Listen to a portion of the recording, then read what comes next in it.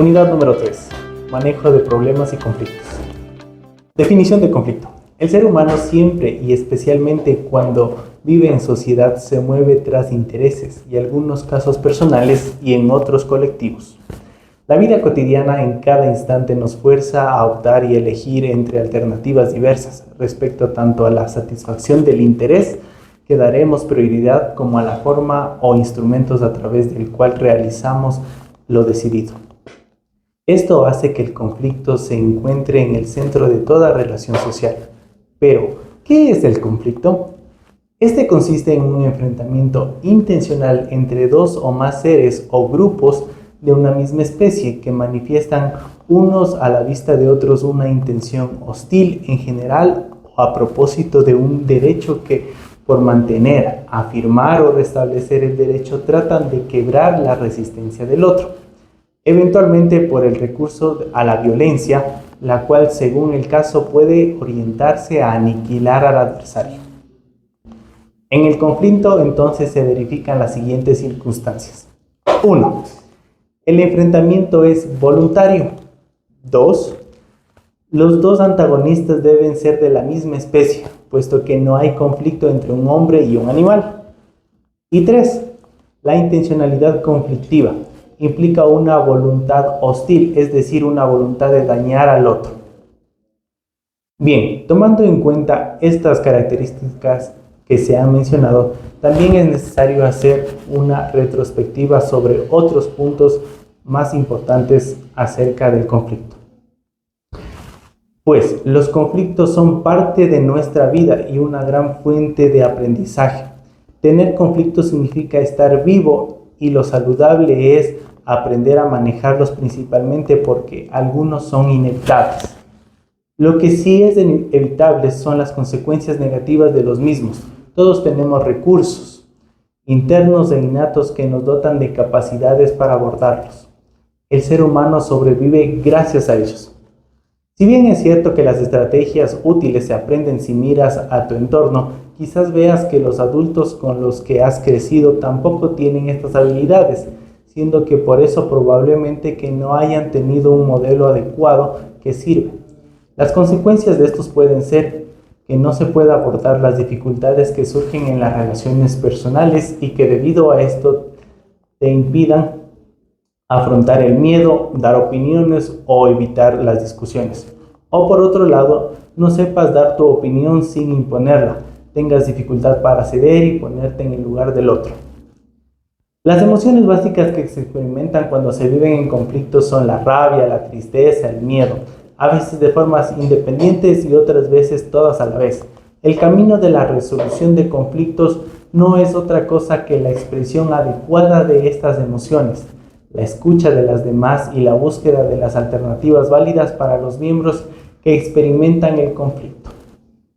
Tomando en cuenta lo mencionado anteriormente, podemos detallar tipos de conflictos. Los conflictos pueden categorizarse en las funciones según la naturaleza del problema. Tenemos conflictos interpersonales. Estos ocurren entre dos o más personas, a menudo debido a diferencias en creencias, valores, personalidades o intereses. En un entorno universitario pueden surgir entre compañeros de clase, amigos, entre estudiantes y profesores. Los malentendidos, la falta de comunicación o la competencia por recursos limitados pueden ser fuentes comunes de conflictos. Por ejemplo, un desacuerdo entre compañeros sobre cómo dividir responsabilidades en un trabajo grupal. La siguiente categoría son los conflictos intrapersonales. Se refiere a luchas internas que una persona tiene consigo misma. Estos conflictos surgen cuando alguien enfrenta dilemas personales o desafíos emocionales como la toma de decisiones difíciles o el manejo del estrés. Es común que los estudiantes experimenten este tipo de conflicto al tratarlo de equilibrar sus estudios, vida personal y metas futuras. Un ejemplo de ello puede ser un estudiante que no sabe si debe continuar en su carrera actual o cambiar de campo de estudio. La siguiente categoría son los conflictos organizacionales. Estos surgen entre individuos y las estructuras o normas de una institución. Estos conflictos pueden derivar de la frustración con las políticas de las universidades, las expectativas académicas o los procedimientos administrativos. Un ejemplo de ello puede ser un estudiante que se siente injustamente tratado por las políticas de evaluación de su facultad. Educación y conflictos. El objetivo de las iniciativas educativas relacionadas con la resolución de conflictos no puede ser eliminados, porque los conflictos son parte de la vida. Pero las escuelas pueden ayudar a los jóvenes a aprender que tienen que elegir entre distintas maneras de reaccionar ante un conflicto. En este caso, pueden desarrollar habilidades de negociación y de resolución de problemas que les permitan considerar el conflicto no como una crisis, sino como una ocasión de cambio creativo. Pueden aprender a aplicar habilidades a los conflictos que forman parte de sus vidas cotidianas. Pueden existir conflicto entre amigos, con la familia e incluso con los profesores. Se puede reflexionar acerca de cómo esta aproximación a la resolución de problemas podría aplicarse a los conflictos vinculados con diferentes cosas. Pueden ser religiosas, étnicas o relacionadas con recursos o diferentes ideologías políticas dentro de una comunidad, su país o en el mundo entero. En algunos casos, este enfoque educativo es terapéutico. Para los niños y niñas que se han criado en situaciones de violencia, aprender a resolver un conflicto puede formar parte de un proceso de superación y resiliencia, proporcionándoles estrategias prácticas de afrontación y un mayor sentimiento de control sobre sus propias vidas. Al mismo tiempo, la educación y los conflictos pueden ser preventivos. Adquirir unas capacidades y unas aptitudes de promoción de la paz. Los jóvenes tienen la capacidad y la responsabilidad de actuar para fortalecer la cultura de paz en un mundo devastado por la resolución inadecuada de los conflictos. Es necesario tomar en cuenta algunos puntos claves. El primero de ello es educación relativa a la paz. Trata la paz como una materia y se concentra en problemas como el desarme, las instituciones internacionales, la cohesión nuclear y el desarrollo, así como estudios de casos de la guerra y la paz en el trabajo de pacifistas famosos. El siguiente punto se llama educación para la paz. A lo anterior suma el desarrollo de las habilidades y las aptitudes necesarias para alcanzar la paz y la cooperación. Estas pueden incluir el autoconocimiento y el refuerzo de la autoestima, la participación en la comunidad, la comunicación, la gestión de conflictos, las prácticas de la no violencia, la tolerancia frente a la diversidad y la adquisición de estrategias. Otro concepto clave es la paz negativa. Hace referencia a la ausencia de guerra y a la reducción de conflictos violentos. De acuerdo con Johann Gauss, es la concepción predominante en Occidente, pone el énfasis en la ausencia de guerras y de violencia física. La paz sería simplemente la no guerra, consistiría en evitar los conflictos armados. Por otra parte, o por consiguiente, tenemos la paz positiva. Incluye la ausencia de guerra, pero también la promoción de valores sociales que lleven a una mayor igualdad de oportunidades, armonía social, justicia y solidaridad, para evitar algunos de los factores que perjudican la calidad de vida y promueven el clima de violencia. La paz positiva es imposible sin justicia social y económica, sin la eliminación de la pobreza y de la discriminación, y sin el equilibrio ecológico. Otro concepto que también es importante tomar en cuenta es el denominado violencia estructural. No se refiere a la violencia física, evidentemente, sino a la violencia más incitadora como la producida por la pobreza, la discriminación y las violaciones de los derechos humanos, donde las instituciones o los sistemas sociales dan poder a ciertas personas privando a otras de sus derechos humanos fundamentales. Se puede hablar de violencia estructural. Estrategias para enfrentar conflictos: separar a las personas del conflicto. Lo esencial es tratar a las personas como tales a los problemas, según su mérito. Se separa la relación de las personas de lo sustancial, enfrentando directamente el problema. Concentrarse en los intereses y no en las posiciones. Intereses significa o constituye lo esencial del conflicto, es decir, deseos, inquietudes, emociones, etc. Es lo que quieren las partes. Responde a la pregunta: ¿Por qué lo dice? Por otra parte, posiciones constituyen los requerimientos, exigencias, demandas. Responde a la pregunta ¿qué dice? La siguiente es idear soluciones de mutuo beneficio, donde todos ganan. Es idear las soluciones que satisfacen las necesidades y ambiciones de las partes involucradas. Para ello deben ampliar las opciones en vez de buscar una sola respuesta, buscar beneficios mutuos. La siguiente se llama insistir que los criterios sean objetivos. Pues buscar acuerdos que además de satisfacer a las partes deben ser viables, ayudar a las partes a la búsqueda de la mejor solución. La negociación. La palabra negociación proviene del latín negotatium, que significa acción y efecto de negociar. Es un proceso encaminado a resolver problemas en el cual dos o más personas examinan voluntariamente sus discrepancias e intentan alcanzar una decisión conjunta sobre lo que les afecta a ambos. Pueden dar por resultado una transición sin la ayuda de un tercero. Es la concentración de voluntades de las partes.